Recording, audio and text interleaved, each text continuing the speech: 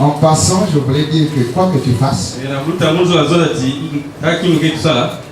que toi-même tu sois convaincu de ce que tu fais. Si tu n'es pas convaincu de ce que tu es en train de faire, il est mieux pour toi tantôt d'arrêter. Parce que tout ce qui n'est pas le résultat ou le fruit d'une conviction, c'est ça réellement le péché. Amen. Hein? Amen. Voilà pourquoi chaque fois tu dois apprécier tes propres actes. Parce que même Dieu, quand il créa, il appréciait son ouvrage. Et il disait que c'est bon. Il dit que c'était bon. C'était le premier jour. Le deuxième jour. Quoi que tu fasses, toi-même, tu dois être le premier à apprécier ton œuvre. Est-ce que vous êtes avec moi? Amen. Voilà pourquoi, encore une fois, nous voulons rentrer dans la présence de Dieu. Nous prenons le livre de Luc 14. Luc 14, à partir du verset 16 jusqu'au verset 24. Luc 14. Sans la parole du Christ. Nous sommes debout.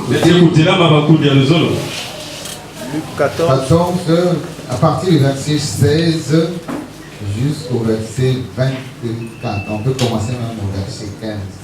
Il est écrit, un de ceux qui étaient à table, après avoir entendu ces paroles, dit à Jésus, heureux celui qui prendra son repas dans le royaume de Dieu. Et Jésus lui répondit, un homme donna un grand souper et il invita beaucoup de gens. À l'heure du souper, il envoya son serviteur dire aux convives, venez, conviés, venez, car tout est déjà prêt. Mais tous, unanimement, se mirent à s'excuser. Le premier lui dit, j'ai acheté un champ et je suis obligé d'aller le voir. Excuse-moi, je te prie. Un autre dit, j'ai acheté 5 paires de bœufs et je vais l'essayer. Excuse-moi, je te prie.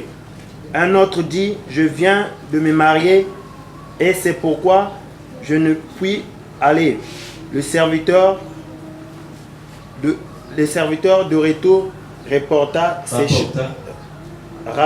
ces choses à son maître.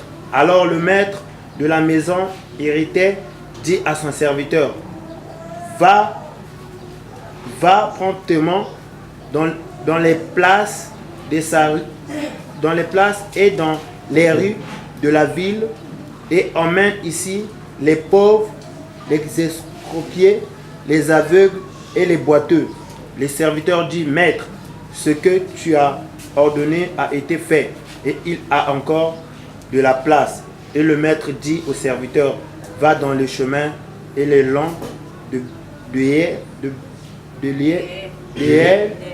et ce que tu trouveras,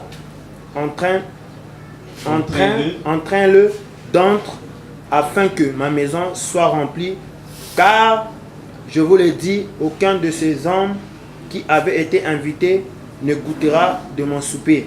Amen. Hein? Amen. Bien, nous prenons rapidement le livre de Matthieu. Nous allons compléter.